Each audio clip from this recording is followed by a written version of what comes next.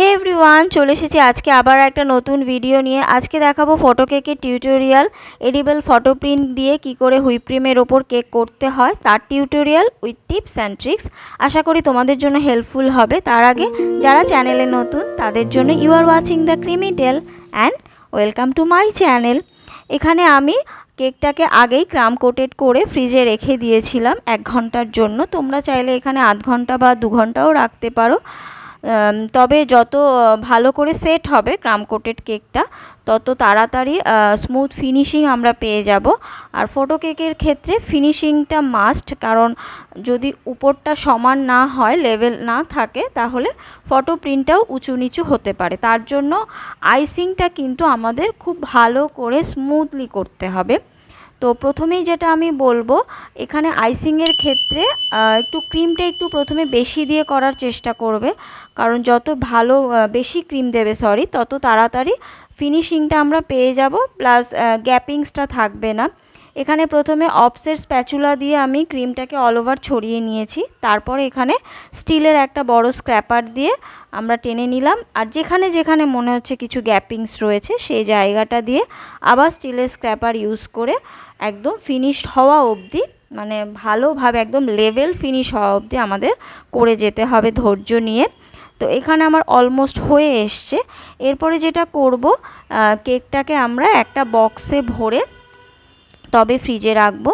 আর এই আইসিংটা অপশনাল, তোমরা চাইলে করতেও পারো, নাও করতে পারো। ডিজাইনটা যেহেতু আমার হাতে ছিল, তো আমার এই জায়গাটা একটু ফাঁকা লাগছিল বলে আমি ওই জায়গাটা একটা নর্মাল নজেল ওয়ার্ক করে দিয়েছি।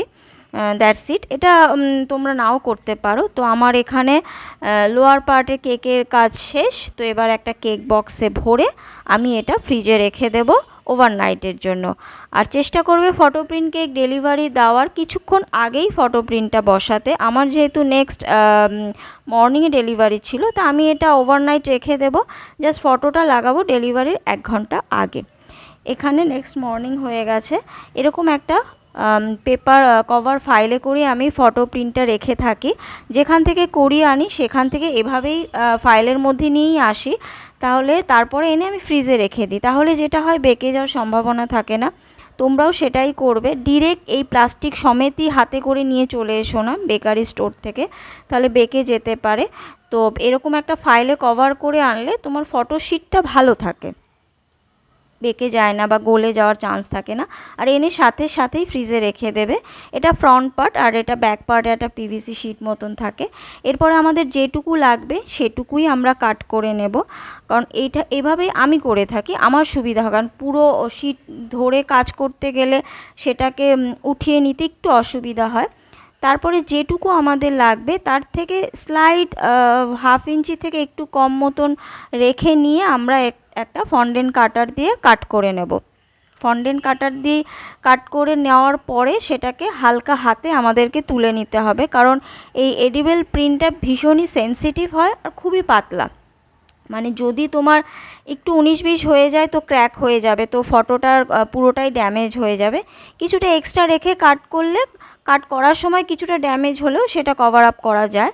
তো এইভাবে হালকা হাতে ফিঙ্গার দিয়ে আমি এটাকে আলগা করে নেব। আগে সাইড বরাবর করব, প্রথমেই ভেতর অবধি চলে যাব না, হালকা হাতে যেরকম আমি দেখাচ্ছি সেরকমই ঘুরিয়ে করে নেব। তারপরে বাকি যে ভেতরের পার্টটা সেটা একটা প্লাস্টিকের স্কেলের সাহায্যে তুলে নেব। তো আমি যেভাবে করছি সেভাবে যদি ফলো করো, আশা করি তোমাদের ক্ষেত্রে ফটো ফেটে যাবে না বা ক্র্যাক হয়ে যাবে না। তবে হ্যাঁ, খুব সাবধানে কাজটা করতে হবে।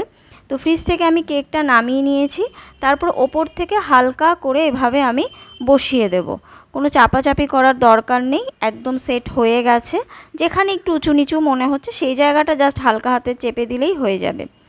আর এরপরে যেটা করব, অবশ্যই ফটো কেকের সাইডটা একটা নজেল ওয়ার্ক করে দিতে হবে, তাহলে দেখতে ভালো লাগে, প্লাস হচ্ছে এটা লক হয়ে গেল, মানে এটা ওপেন থাকলো না।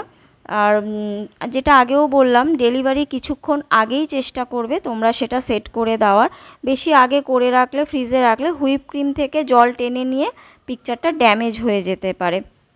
শীতকাল হলে তোমরা ফটো প্রিন্ট বাইরেই রাখতে পারো, বাট গরমের সময় আমাদেরকে ফটো প্রিন্টটা অলওয়েজ মাথায় রাখতে হবে, ফ্রিজেই রাখতে হবে। অবশ্যই সেটা নর্মাল ডোরে, ডিপ ফ্রিজে না, নর্মাল ডোরে রেখে দিয়ে একদিন আগে এনে রাখবে, এনে নর্মাল ডোরে রেখে সেটাকে পরদিনকে কেক রেডি হয়ে যাওয়ার পর ডেলিভারির 1 ঘন্টা আগে ম্যাক্সিমাম ফটোটা বসিয়ে নিয়ে বক্সে ভরে 1/2 ঘন্টার জন্য ফ্রিজে রেখে জাস্ট ডেলিভারি করে দেবে।